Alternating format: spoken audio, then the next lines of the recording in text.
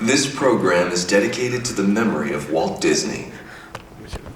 In 1971, his love for America inspired the creation of the Hall of Presidents, a place to celebrate the optimism and goodwill he saw at the heart of the American story. Walt's vision was to honor the nation by honoring the American presidency.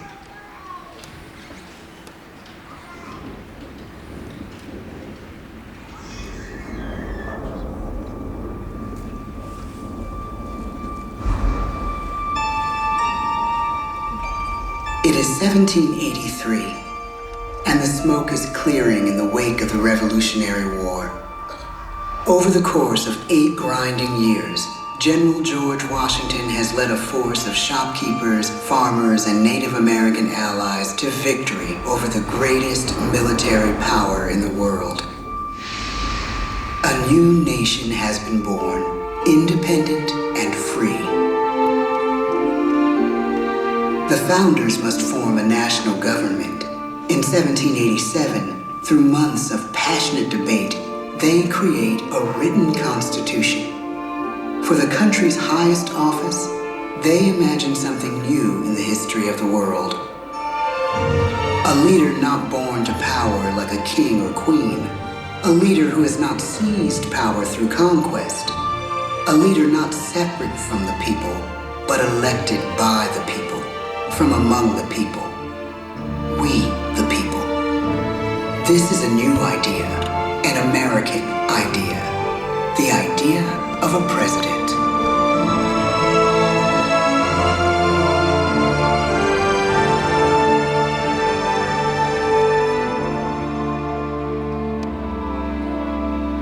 The people don't know exactly what a president will be, but there is little doubt who it will be. George Washington's stature and bearing have marked him as a leader. His integrity has made him a great one. Washington knows that many generals who have led successful revolutions make themselves dictators or kings. Instead, he steps down from power and retires to his home, Mount Vernon. The world takes note, and George Washington becomes a symbol of American ideals. In the first presidential election, it's Washington by a landslide. The only doubt seems to be his own. He writes, "Integrity and firmness is all I can promise. Integrity and firmness is exactly what we need." Everything he does as president will set a model for his successors. His final act may be the most important of all. After 2 terms, with no term limit in the Constitution and amid overwhelming support to stay in office, he steps down once again and hands power back to the people. He wants us to speak, to elect a new president.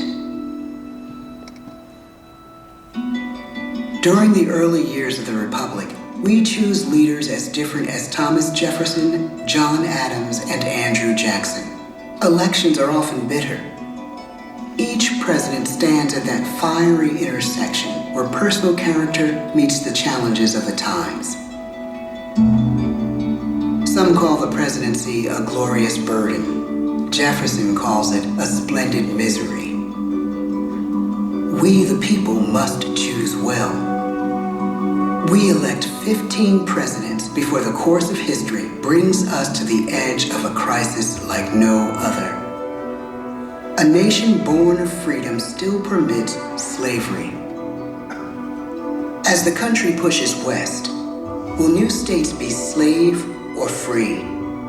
The question produces bitter conflict. The issue rocks the election of 1860 and brings Abraham Lincoln onto the national stage. The tall, lanky, some say uncouth candidate from Illinois is a master of words at a time when speeches are printed in full for people to read. A house divided against itself cannot stand, he has said. With Lincoln's election, the house does indeed divide.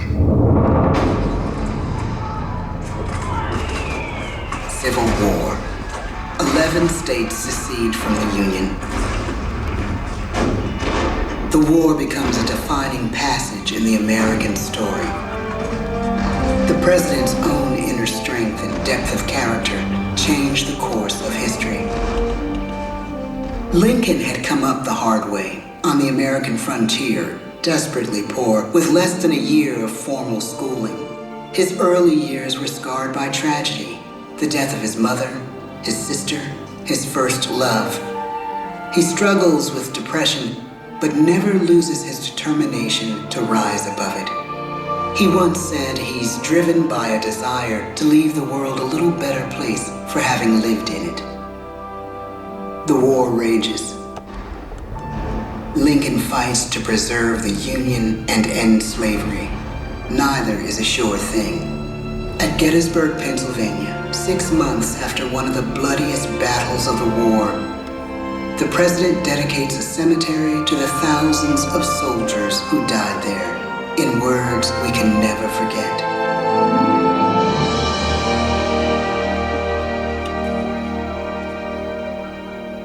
Fourscore and 7 years ago, our fathers brought forth on this continent a new nation, conceived in liberty and dedicated to the proposition that all men are created equal. Now we are engaged in a great civil war, testing whether that nation or any nation so conceived and so dedicated can long endure. We are met on a great battlefield of that war. We have come to dedicate a portion of that field as a final resting place for those who here gave their lives that that nation might live. It is altogether fitting and proper that we should do this. But in a larger sense, we cannot dedicate, we cannot consecrate, we cannot hallow this ground. The brave men, living and dead, who struggled here, have consecrated it far above our poor power to add or detract. The world will little note, nor long remember what we say here, but it can never forget what they did here. It is for us, the living, rather, to be dedicated here to the unfinished work which they who fought here have thus far so nobly advanced. It is rather for us to be here dedicated to the great task remaining before us, that from these honored dead we take increased devotion to that cause for which they gave the last full measure of devotion. That we here highly resolve that these dead shall not have died in vain, that this nation, under God, shall have a new birth of freedom, and the government of the people, by the people, for the people, shall not perish from the earth. The blood of over 500,000 Americans is spilled in this Civil War. President Lincoln's enduring hope is to give true meaning to the sacrifices of so many, to lead us to that new birth of freedom. With the end of the war and the end of slavery, a new birth truly begins. As we roll toward the 20th century, settlers roll west on wagon wheels and railroads connect the nation coast to coast. Millions of immigrants pour in from Europe and Asia. Population doubles. Our economy triples. Our standing among nations rises. We need presidents who can lead both at home and abroad. At the same time, a young Theodore Roosevelt is retreating from New York politics and personal tragedy. The death of his wife and his mother on the same day in the same house. In the Badlands of North Dakota, he rethinks his life and the life of his country. He returns stronger in body and spirit. His renewed energy is just what his country needs.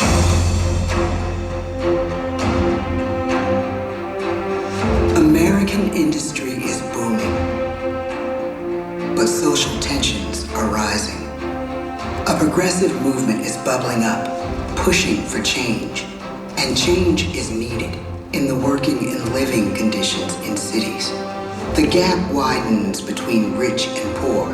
The demand for change grows stronger. Teddy Roosevelt is a knight on a crusade. He speaks with force and vitality in clear terms that make colorful headlines at a time when mass-market newspapers have become the new media. To define his foreign policy, he borrows a phrase from an African proverb: speak softly and carry a big stick. But his greatest accomplishments are made at home. He breaks up giant monopolies, protects workers' rights, and calls for a square deal for all Americans, rich and poor, capitalist and wage earner. Fair wage and a square deal for every man and every woman in the United States. He calls on America to be as great as the natural grandeur of its lands.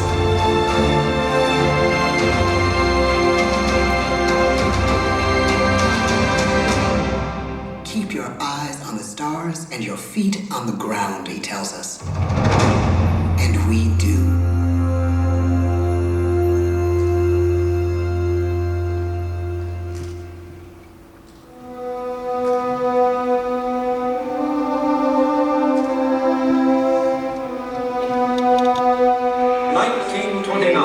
The bottom fell out of the market.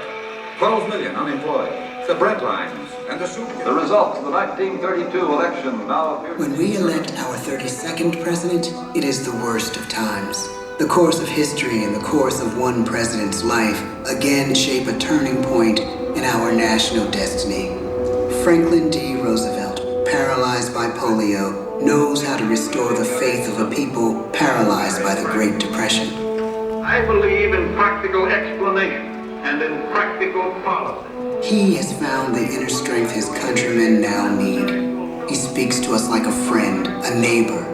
His optimism is contagious, his voice perfect for the latest breakthrough medium, radio. He calls us to believe we have nothing to fear but fear itself. And we do believe.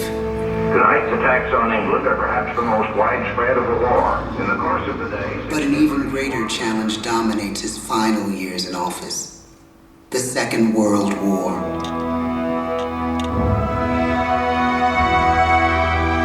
We must be the great arsenal of democracy. This is an emergency as serious as war itself. We stun the world with our production. When bombs fall on U.S. troops in Pearl Harbor, he calls us to fight on the war front and sacrifice on the home front.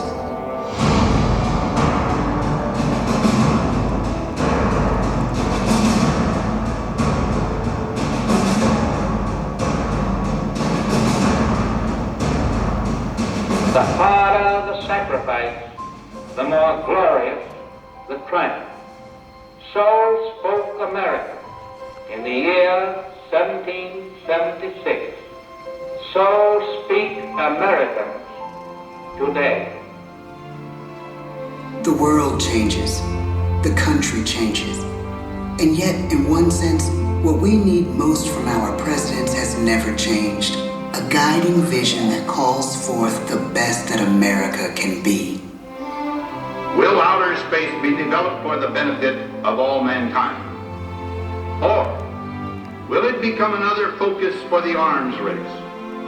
The choice is urgent, and it is ours to make. Ask not what your country can do for you. Ask what you can do for your country. But really, it's all of us who must overcome the crippling legacy of bigotry and injustice. And we shall overcome. One of the agreements that President Sadat and Prime Minister Begin are signing tonight is entitled A Framework for Peace in the Middle East. Mr. Gorbachev, tear down this wall. You have lost too much, but you have certainly not lost America. I can hear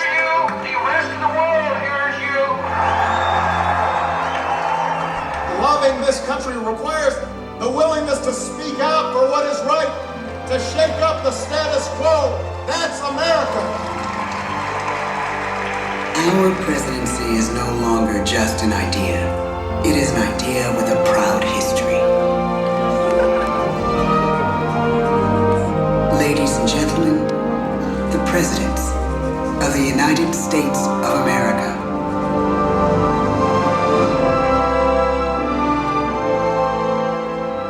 George Washington, John Adams, Thomas Jefferson, James Madison, James Monroe, John Quincy Adams, Andrew Jackson, Martin Van Buren,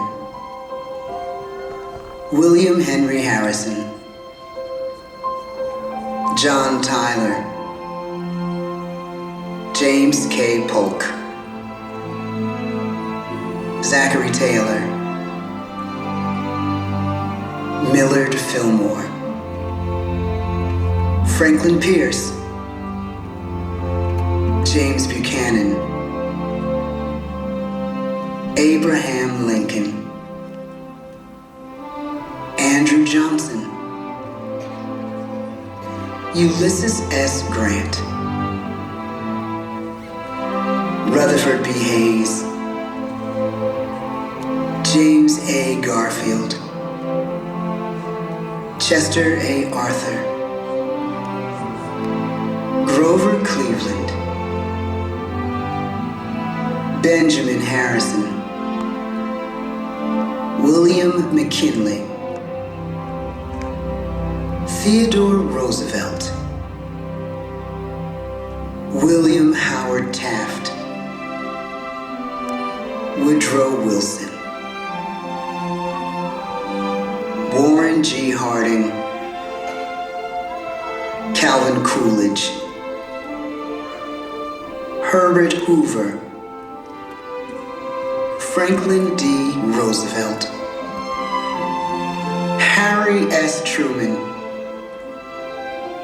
Dwight D. Eisenhower, John F. Kennedy, Lyndon B. Johnson, Richard M. Nixon, Gerald R. Ford, Jimmy Carter, Ronald Reagan, George Bush, Bill Clinton, George W. Bush, Barack Obama.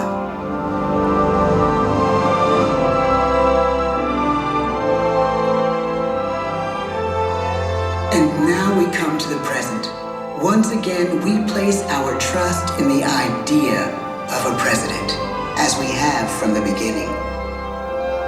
My fellow citizens, no event could have filled me with greater anxieties than that notification on the 14th day of April, 1789, that you had selected me to lead our nation.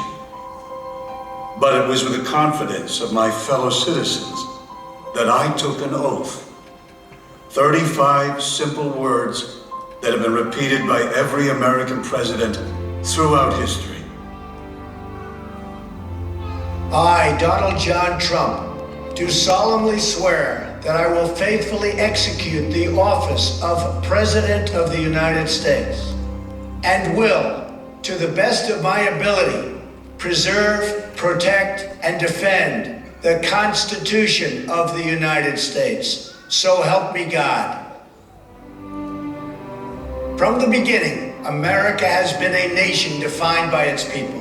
At our founding, it was the American people who rose up to defend our freedoms and win our independence. It is why our founders began our great Constitution with 3 very simple words: we the people. Since that moment, each generation of Americans has taken its place in the defense of our freedom, our flag, and our nation under God. These are the achievements of the American spirit, the spirit of a people who fought and died to bring the blessings of liberty to all our people. Above all, to be American is to be an optimist, to believe that we can always do better, and that the best days of our great nation are still ahead of us. It's a privilege to serve as the President of the United States, to stand here among so many great leaders of our past, and to work on behalf of the American people. The presidency of the United States is a role unique in the world, an office entrusted to each president by us, we the people. Therein lies the genius of that new idea, now over 200 years old. A new idea our presidents have turned into a great American idea again and again.